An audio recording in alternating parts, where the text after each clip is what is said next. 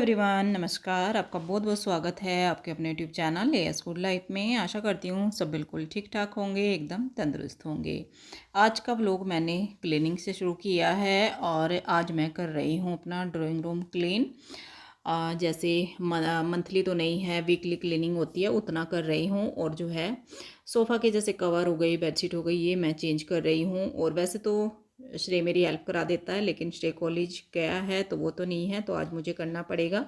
अंश ने थोड़ी सी हेल्प कर दी है। जो कुशन रखे हुए हैं इनमें कवर चढ़ा दिए हैं अंश ने। इनमें मुझे बहुत आलस आता है, मोटे हैं तो धीरे धीरे होते हैं और धीरे मुझसे काम ज़्यादा होता नहीं है, तो ये मैंने अंश से करवा लिया है। बाकी अब मैं डस्टिंग वगैरह कर लूँगी और फिर सारे में पोछा वगैरह लगा के अच्छे से दूसरे कवर चेंज कर दूँगी, बेडशीट का चेंज कर दूँगी।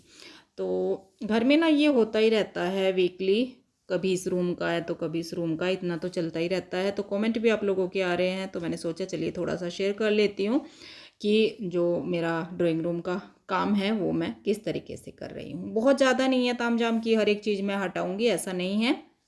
मतलब डीप क्लीनिंग नहीं है, नॉर्मल सी अपनी क्लीनिंग है। तो सारे को मैं अच्छे से करके डस्टिंग और बस फटाफट से पोछा लगा के फिर मैं कवर वगैरह चढ़ा दूँगी। काम करते करते एक दो आपके क्वेश्चन हैं, उनके आंसर मैं आपको दे देती हूँ। सबसे ज़्यादा क्वेश्चन जो है यही है, सभी का लगभग यही है कि आप गांव में क्यों नहीं जा रहे हो, आपके भाई भाभी आए हैं मिलने, क्यों नहीं जा रहे हो।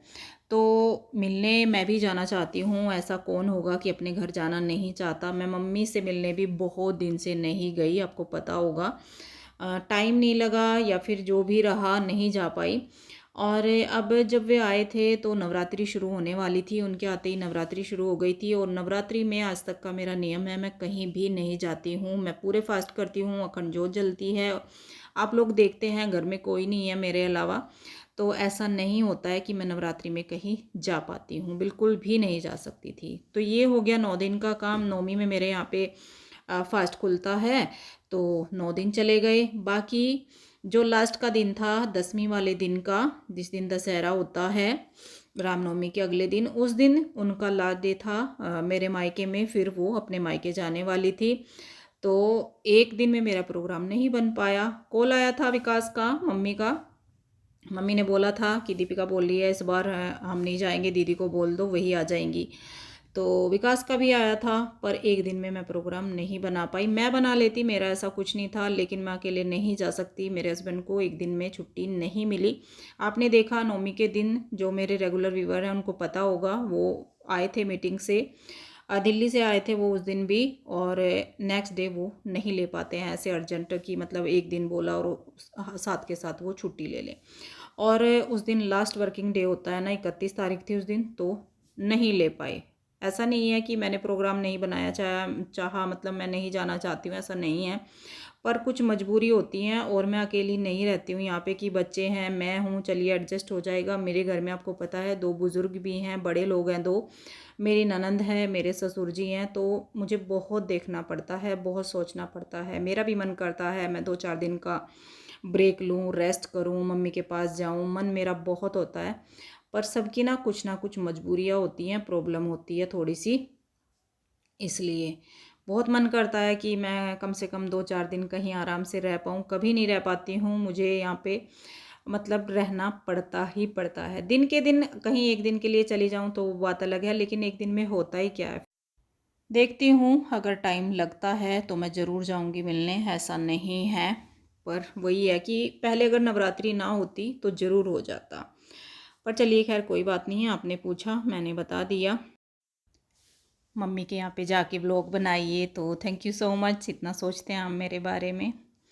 पर होता ही है, देखिए जो मेरी तरह गृहस्थी में अकेले होंगे ना उनको पता होगा होती है कई बार ऐसे मजबूरियाँ समझिए या कुछ भी। कोई बात नहीं है, तो देखते हैं, जैसे ही टाइम लगता है। तो सारा काम हो चुका है, कपड़े भी मेरे धुल गए हैं, पहले वाले मैंने उतार लिए और ये वाले मैंने सुखा दिए हैं साथ साथ। अच्छा मौसम हो रहा है, हवा चल रही है, और अब साथ के साथ इनको मैं कर देती हूँ फोल्ड। काम हो जाता है, अच्छा लगता है, लेकिन आजकल थोड़ा सा शरीर ऐसा ही चल रहा है। आप बोलेंगे कि आपकी तबीयत बहुत ख़राब रहती है, तो तबीयत मेरी उतनी ख़राब तो रहती नहीं है कि मैं काम ना कर सकूं, लेकिन वो है कि शरीर में हल्का सा जैसे पेन हो गया, हल्का सा बुखार हो गया और फीवर सा लगता रहता है, सर में दर्द, और सर में और पैरों में तो मेरे प्रॉब्लम रहती ही रहती है। सर में तो हमारा ख़ानदानी है मरज, मरज बोलते हैं हमारे यहाँ पे, हमारी लैंग्वेज में। तो सर दर्द की तो बीमारी सबको है, विकास को है, मम्मी को है, मुझे है, और मेरे मामा जी के यहाँ पे सबको, मतलब ये तो हमारा ख़ानदानी चला रहा है और ये मम्मी ने हमको दिया है। तो ये तो होता है, पर मुझे पैरों में भी प्रॉब्लम हो रही है, वो मैंने आपको पहले भी बताया था। पर कोई बात नहीं है, काम में बिजी रहते हैं ना तो ठीक रहता है, खाली बैठे रहते हैं तो और ज़्यादा मतलब ऐसा लगता है कि काम में टाइम इतनी जल्दी कट जाता है और हमारा काम भी हो जाता है, इसलिए अपने आप को बिजी रखना ज़्यादा सही रहता है। पर ऐसे तो नहीं रख पाते कि मतलब बहुत ज़्यादा तबीयत ख़राब है और हम काम कर रहे हैं। पर चलिए, सारा काम भी हो गया, मेरे कपड़े फोल्ड हो गए, बेडशीट के अंदर मैंने पिलो रख दिए जिससे कि फिर इधर उधर ना जाएं। और उधर वाले रूम में मैं ग्लेस कॉटन की अभी डाल रही हूँ क्योंकि वहाँ पे हम सोते तो हैं नहीं, और यहाँ पे मैं कॉटन की डालने लगी हूँ इस पे हम सोते हैं यहाँ पे इस रूम में। तो जी जो है कपड़े फोल्ड हो गए हैं, अब वही है, चाय पानी का टाइम होगा, लेकिन रिकॉर्ड नहीं करूँगी, डेली का एक ही चीज़ क्या रिकॉर्ड करनी। और चाय के बाद फिर आपको मिलती हूँ मैं शाम को। आज मेरी शॉप की छुट्टी है, आज मैं नहीं जाऊँगी, दिन है थर्सडे का। थर्सडे के दिन मैं ऑफ़ रख लेती हूँ अपना, कभी कभी शाम को चली जाती हूँ, कभी मेरा मन नहीं होता है तो मैं नहीं भी जाती हूँ।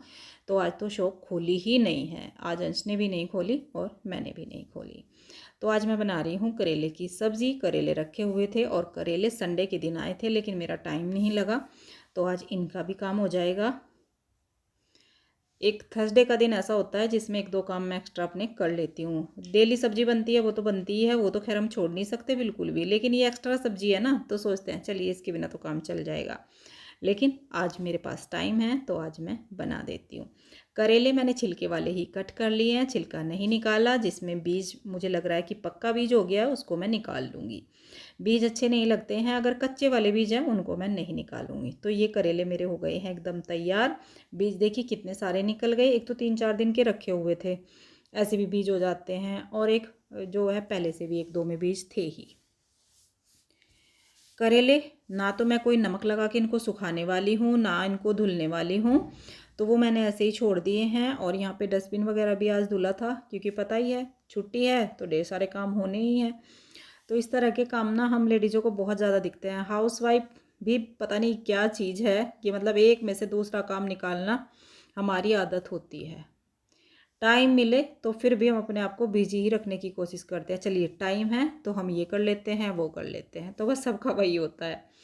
पूजा मैंने कर ली है, प्याज वगैरह अब मैं बाद में ही करूँगी, पहले मैंने पूजा कर ली है, नहीं तो फिर वो है ना कि हाथ में स्मेल हो जाती है। और एक दिन मेरे मुंह से ऐसे ही निकल गया था वगैरह पूजा वगैरह, तो मतलब एक कमेंट आया था कि आप किस तरीके से बोल रहे हो पूजा वगैरह, मतलब ये थोड़ा सा लैंग्वेज का हो जाता है, कई बार निकल जाता है मुंह से, आज भी निकला है शायद। कोई बात नहीं है, श्रद्धा अपने मन में होती है, ऐसे बोलने से कुछ नहीं होता है। तो जी यहाँ पे मैंने चढ़ा दी है दाल। दाल बना रही हूँ, करेले के साथ बहुत अच्छी लगती है, और बनाऊंगी साथ में रोटी और करेले की सब्ज़ी। तो पहले दाल चढ़ा दूँ, दाल हमारी बन जाएगी, उसके बाद मैं करेले बनाने की तैयारी करती हूँ।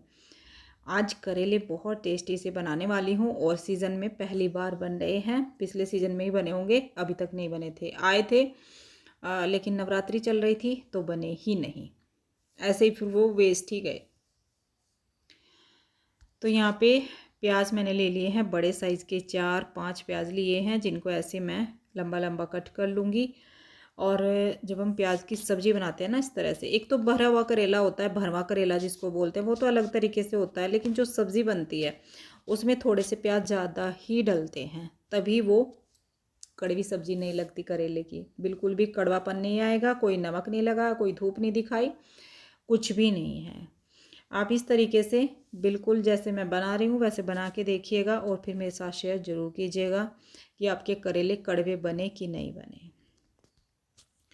और जब तक करेले में थोड़ा सा कड़वापन ना आए तो फिर वो करेला ही क्या, फिर तो वो नॉर्मल सब्जी हो गई।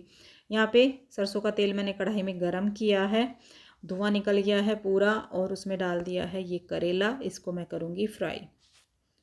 यहाँ पे इसको जब तक फ्राई करूँगी तब तक ये थोड़ा सा सॉफ्ट नहीं हो जाता। बहुत ज़्यादा मतलब कच्चा नहीं रहना है, बहुत ज़्यादा एकदम ये भी नहीं कि बिल्कुल एकदम पक ही गया है। थोड़ी सी कमी रहनी चाहिए क्योंकि फिर बाद में भी ये बनेगा। थोड़ा सा मैंने इसमें सॉल्ट ऐड कर दिया है और थोड़ी सी डालूँगी हल्दी, इससे कलर अच्छा आएगा। तो बस चलाते हुए इसको भून लूँगी। ऑयल बहुत ज़्यादा नहीं चढ़ाया कि मैं जो है इसको डीप फ्राई कर रही हूँ, शैलो फ्राई कर रही हूँ। हल्का सा ऑयल लिया था जैसे हम तड़का लगाते हैं।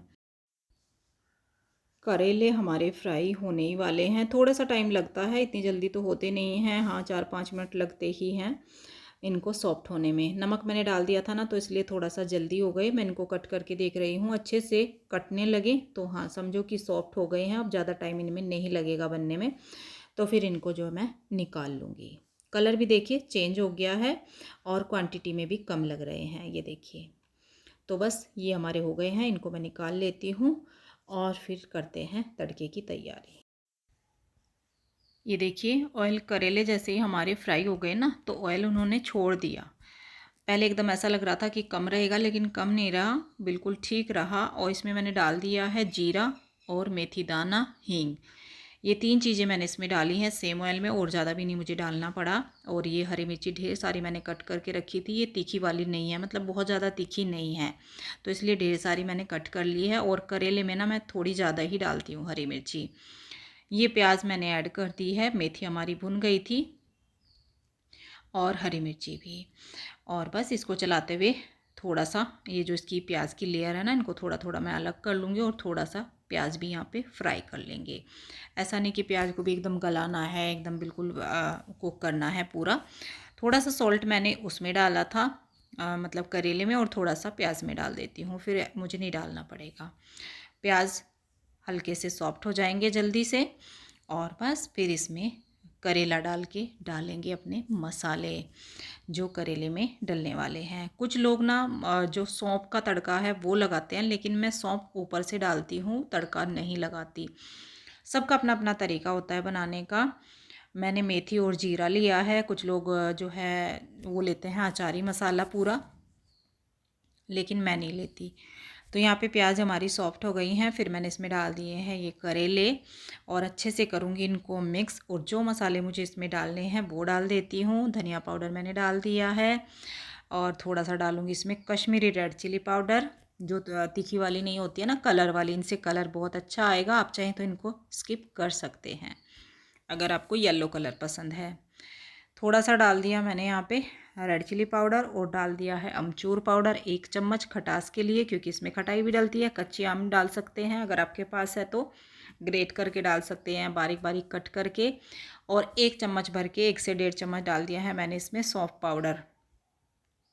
सौंफ पाउडर आपको बिल्कुल भी स्किप नहीं करना है। अगर आपने अभी तक सौंफ के साथ नहीं बनाया ना करेला, एक बार बना के ज़रूर देखना।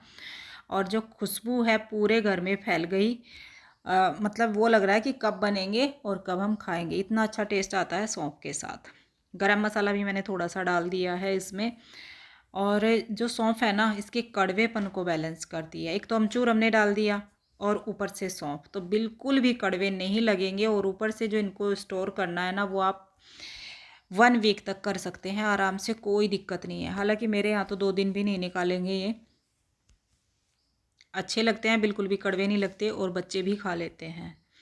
तो भुने भुने से करेले हमारे बनके हो गए हैं एकदम तैयार। बीच में मैंने इनको 2 बार चलाया। और भुने भुने करेले, पानी इनके अंदर बिल्कुल नहीं गया था ना, तो ये ख़राब नहीं होते हैं। 8 से 10 दिन आप इनको चला सकते हैं फ्रिज में रखने के बाद। तो यहाँ पे करेले बन गए हैं, दाल बन गई है। जो बर्तन पड़े हुए हैं उनको मैं फटाफट से कर लेती हूँ, क्योंकि बर्तन अगर अब नहीं करते इस टाइम पे एक बार, तो फिर रात में ना बहुत ज़्यादा हो जाते हैं। तो जितने भी बर्तन थे, लंच वगैरह आते हैं, ये ऑफिस से आ जाएंगे तो इनका भी आ जाएगा। और अभी श्रेय का है, तो ये सारे बर्तन मैं कर देती हूँ। इस तरीके से रूटीन से काम होता है ना, तो टाइमली काम हो जाता है। और ये बर्तन जब मैं शॉप से आती हूँ ना, शॉप के आने के बाद भी पहले बर्तन करती हूँ। जैसे दाल चढ़ा दी, चावल चढ़ा दिए, उस बीच में जो टाइम मिलता है उसमें मैं अपने बर्तन कर लेती हूँ। फिर रात के खाने के थोड़े से बर्तन बचते हैं, उनमें ज़्यादा टाइम नहीं लगता, तो वो फिर जल्दी हो जाते हैं।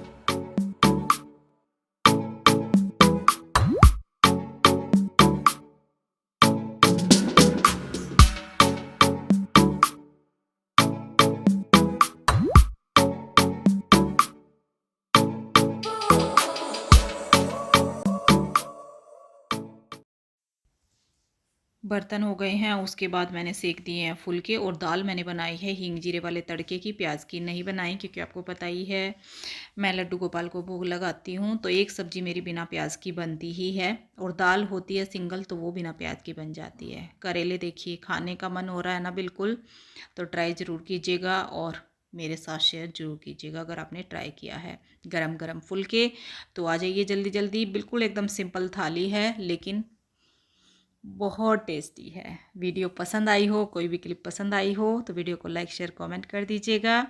और सब्सक्राइब नहीं किया चैनल को तो वो भी कर लीजिएगा। मिलती हूँ बहुत जल्द, तब तक के लिए बाय बाय। Thank you.